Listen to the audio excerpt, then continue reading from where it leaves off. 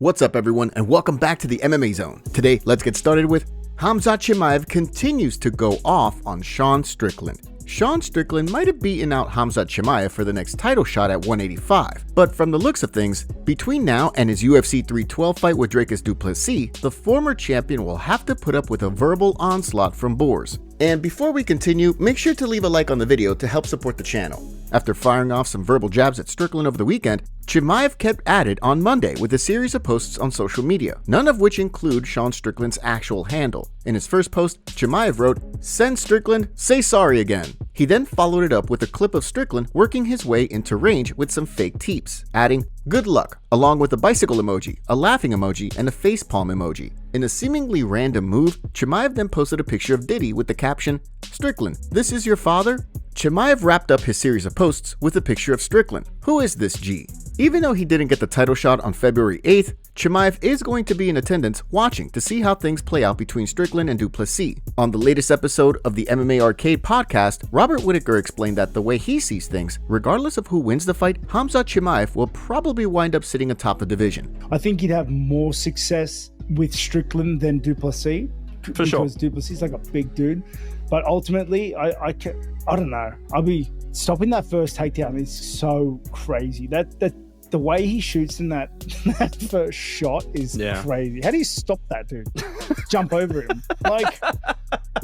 The big question is, how soon will the winner be ready to defend the title against Chimaev? Colby Covington goes off on Khamzat and Kamaru Usman. With his short notice fight against Joaquin Buckley right around the corner, Colby Covington is back to his old ways. In a recent Twitch stream he did, Covington answered fan questions, which led to the former interim champion going off on Kamaru Usman and Khamzat Chimaev. When it came to Chimaev, Covington referenced Boers' crypto controversy before saying that he's lucky the two never shared the octagon. I mean, the guy's a scammer, dude. Look what he did to all his fans, man. He scammed all his fans with that crypto scam. I would never do that. So many people have brought me a crypto scam to pump and dump on my fans. I would never do that to my fans. I would never take you guys' hard-earned money. You know, I made good money in the UFC. I'm thankful to, you know, have the career that I have. And it's because of you guys. Without fans and supporters, we're nothing. So, you know, shots a little and he's lucky we never crossed paths. I would have broken inside that octagon. When a fan asked which of his past opponents he hated the most, Covington took aim at Kamaru Usman,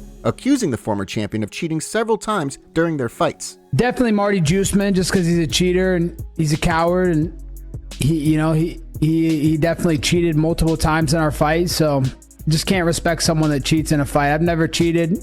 You know, I've done everything the right way. You know, didn't cut corners, didn't ask for shortcuts, had to go the long way. So if Covington's able to get back in the win column on Saturday against Buckley, it'll be interesting to see who he calls out. On top of Chimaev and Usman, he could also wind up calling out Leon Edwards for a fight on the London card in March, or Ian Garry after his loss to Shavkat Rakhmonov over the weekend. Ian Garry reflects on UFC 310 loss. Ian Machado Garry might have lost on Saturday night's co-main event, but given how well he fought and the fact that he became the first person to come within arm's reach of finishing Shavkat Rakhmonov, it doesn't appear as though the future stock dropped at all. While speaking with Ariel Helwani on his show on Monday, Garry reflected on the loss. "I went in there on short notice against the scariest man in the division, and I made him human. I proved to the world how talented I am against a guy who they thought was unbeatable, and I went out there, and there's no argument in my mind that when that fight finishes, that you can't sit there and say anything else other than I'm the scarier fighter. He didn't beat me anyway. The significant strikes, I won. The grappling exchanges, I was winning. I was defending and shutting down everything he was doing. The game plan and everything that I had come up and told my team I wanted to do, it worked. So it's a matter of seconds and 4 to 5 extra shots. And you're talking about 5 rounds in my favor." In a video for his YouTube channel, Garry said that although he could have gotten his hand raised, he was proud of how he fought. Despite that, he has apologized to Charles Oliveira, who was part of his corner for Saturday's fight. "I can sit here happy and proud of everything that I did in that octagon. Could it have been better? Of course, I could have gotten my hand raised, but I don't feel like I lost that fight. Sorry, Professor." Given that Garry's stock went up thanks to his performance, there's been some talk among fight fans that the future should fight Leon Edwards in March when the UFC heads to London. Despite the chance to headline a card opposite a former champion, Garry isn't interested in fighting in England. "I have zero interest in fighting in London. I've said that from day one. If the UFC wants me to fight in Europe, they're going to bring me back to Dublin, Ireland. I'm not fighting anywhere else other than that. I've said that from day one. I'm not taking any any exceptions. No ifs, ands, or buts. You put me in Ireland and that's it. Garry also said that he doesn't want to fight again until the summer, so that he and his team can take the time to clean up some minor holes in his game, teasing a return on the UFC's International Fight Week card. Belal Muhammad fires back at Kamaru Usman. After Shavkat Rakhmonov's decision victory over Ian Garry on Saturday night, Belal Muhammad was invited into the octagon for a face-to-face with the #1 contender. The only problem was that, as the welterweight champion, who was sitting in the front row, jumped the barrier, security stopped him, thinking that he was just another fan. At the time, Joe Rogan joked that security didn't know Muhammad was the champion, and now, on the latest episode of Kamaru Usman and Henry Cejudo's Pound for Pound podcast, the former champion got his own jokes in. What are we doing when even the security working the UFC event don't know you are champion? Oh my God. Come on, Kamaru, you enjoying that a little too much, My bro. bad.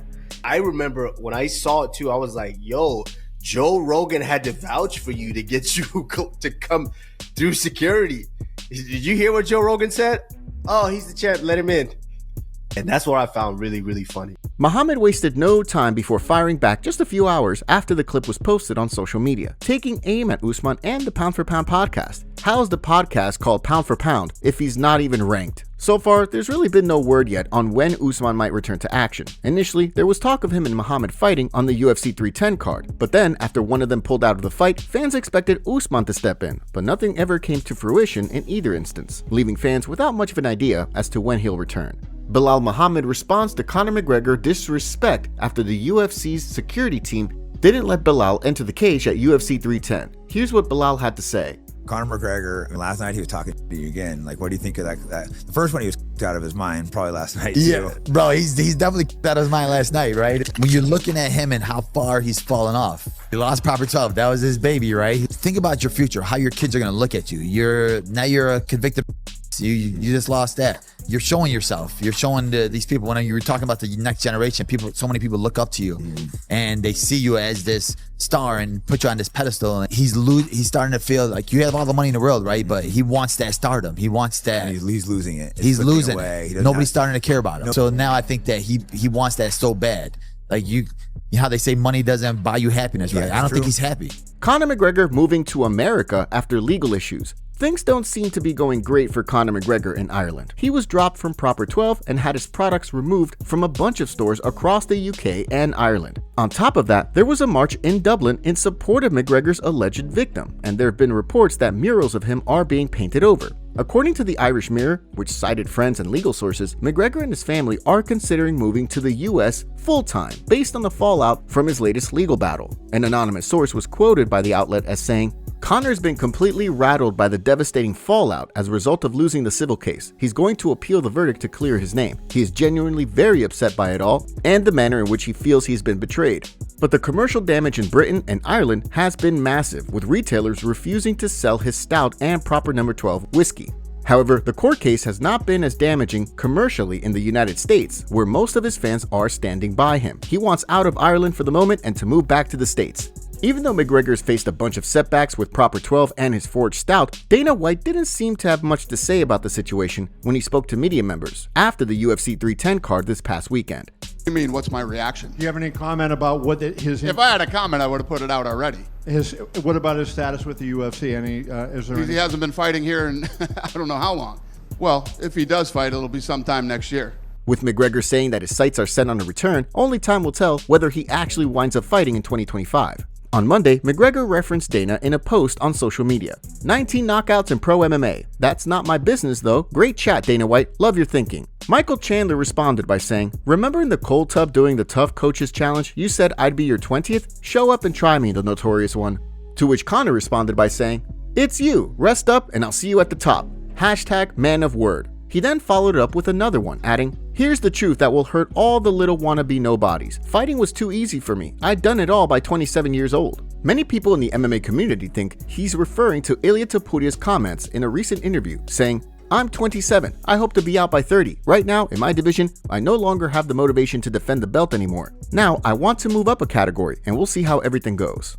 Ilia Topuria reveals next UFC move. After becoming the first person to finish Max Holloway, all signs pointed to a rematch between Ilia Topuria and Alexander Volkanovski being next up. From the sounds of things though, Topuria is no longer interested in staying at 145 and defending his title. In a Spanish-speaking interview with El Partidazo de Cope this week, the champion said that fans have seen his last fight at 145. And he's focused on making the jump up to 155, saying yes for sure when he was asked if fans have seen his last fight at featherweight. He then said that with Islam Makhachev and Arman Tsarukyan set to fight in January, he's looking to get back in the octagon in April or May. Since Islam is going to fight in January and he's not going to be ready for April/May, I would like to fight the #1 contender, which is Charles Oliveira. In the meantime, Topuria is going to be helping his brother Alexander get ready for his own UFC debut. In a post on Instagram, Alexander revealed that he's going to be making his debut in early 2025. I want to give you some news about my UFC debut. Initially, the debut was going to be at the end of this year, but due to decisions of the promoter, I have been given the date at the beginning of 2025. With Alexander Volkanovski waiting for a rematch and Movsar Evloev and Diego Lopez in the mix for a crack at the title, the UFC might not be interested in seeing the champion move up. Dana White urged to release UFC fighter.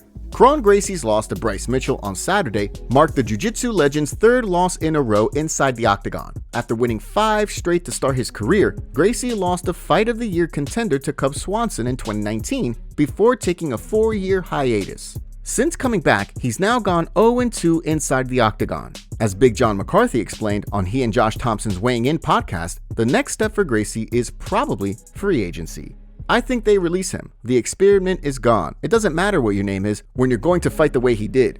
You've got to say in the second round, he came close, and he did. The armbar was there for a second, and it was good. You can't be a jiu-jitsu stylist who doesn't have any stand-up or true wrestling, and you're gonna pull guard and expect to win. It ain't gonna happen, or at least it's very rare. Big John wasn't the only one to rip Gracie's performance. Chael Sonnen took aim at the BJJ legend after the loss too. On top of that, Cesar Gracie even had some criticism for his nephew, writing on social media that it's never a good idea to pull guard in an MMA fight the way Kron did. Whether or not this is the last we've seen of him in the UFC remains to be seen. Dricus du Plessis is not happy with the UFC's matchmaking, stating that he wanted to fight Khamzat next, rather than Sean Strickland. He took to Twitter this morning to write saying, "Just for clarification, I prefer the Khamzat fight, but the rematch is a fight most wanted before Khamzat Whitaker. I'm not unhappy with the UFC's decision. Like I said, I'll fight the man fans think is the next best guy. He was promised the fight, so Strickland it is." A fan responded by saying, "Literally nobody thought Strickland was the next best guy." And DDP replied saying, "I have to agree with you on that one." Another fan said, "You shouldn't even be the champion right now, buddy." And DDP replied saying, "Yeah, I know, but here I am, the best in the world. Hashtag built different."